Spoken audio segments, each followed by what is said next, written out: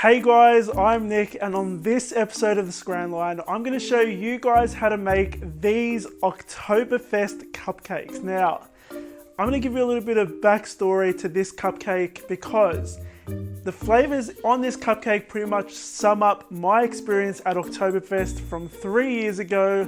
So for those of you who don't know what Oktoberfest is, it is this massive festival thingy, and I went at night time. I'm pretty sure it goes for like 3 days. I might be wrong, but it is like there's rides, there's food, and above all, there is beer everywhere. And when I went there, I knew nothing about it, but I got there and it was absolutely amazing, awesome. There's this street with these big sheds, I'd say, from what I can remember, and they're like these big beer halls. And you walk into it, and it's like, if you've seen Harry Potter, all the scenes where like they're in the Great Hall and there's just like decorations everywhere. This was insane. There was stuff on the ceilings, on the walls. There were so many people packed inside. There were these big long wooden tables. It was absolutely like an awesome experience. So I'm not really a beer drinker, so I didn't drink.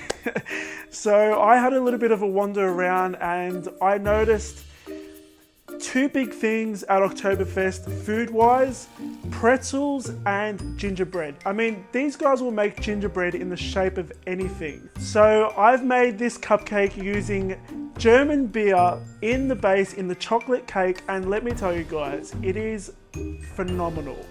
It is so moist and delicious and dense. You have to try it.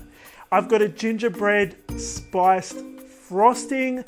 On top of that, I've got some gingerbread crumbs and a pretzel sitting on the front. So this cupcake's flavors pretty much sum up my experience at Oktoberfest. These are the ingredients you need to make them. Okay guys, so to make these Oktoberfest cupcakes, start off by preheating your oven to 160 degrees Celsius. The ingredients you're going to need are sugar, flour, baking powder, softened butter, some mini pretzels or anything you can find, cocoa powder, some German beer. Now alternatively, you can use water if you don't want to use beer, or any kind of beer is fine, some eggs, some cinnamon, allspice, and ground ginger. And I've also got some gingerbread cookies as well. Now you can find the recipe for that and these cupcakes on my website, or I'll leave a link in the description down below. Start off by popping all of your dry ingredients into a large mixing bowl and use the paddle attachment to mix these on low speed. After about 30 seconds, we're going to add our softened butter in there and let it mix until it looks nice and crumbly like sand. While that's mixing, add your beer to a large jug and your eggs and give those a good whisk. Add your wet ingredients to your dry ingredients in a slow and steady stream just until there's no dry ingredients showing. Stop the mixer, scrape down, and mix for a final 20 seconds.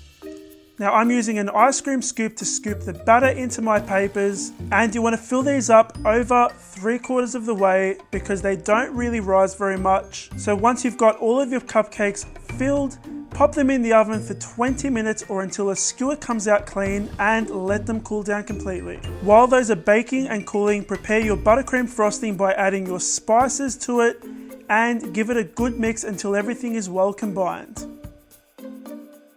Now I'm using a round tipped nozzle to pipe these cupcakes, starting in the center and going around in a swirl until I get to the top.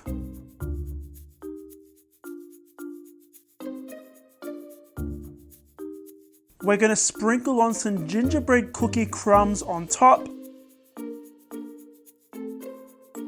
and place a pretzel on the front, and that's pretty much it, guys.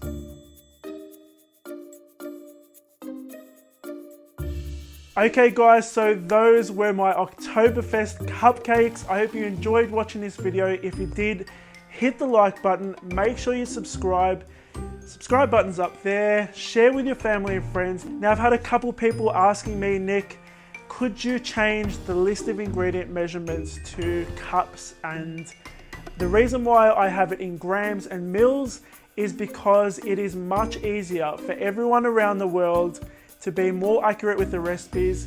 The cup measurements in Australia are different, for example, to the ones in America.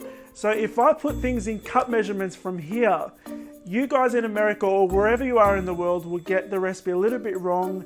And since baking is a science, it is best to be as accurate as you can be. So that's why I've got everything in grams. The best thing for you guys is to get a pair of kitchen scales. If you already have some, most kitchen scales will measure in grams and it'll measure in lots of different ways. So kitchen scales are your best friends when you're making or when you're baking. My last recipe is over there for you guys to check out, so click on that for more deliciousness. Thanks for watching, guys. I'll see you on the next episode of the Scran Line.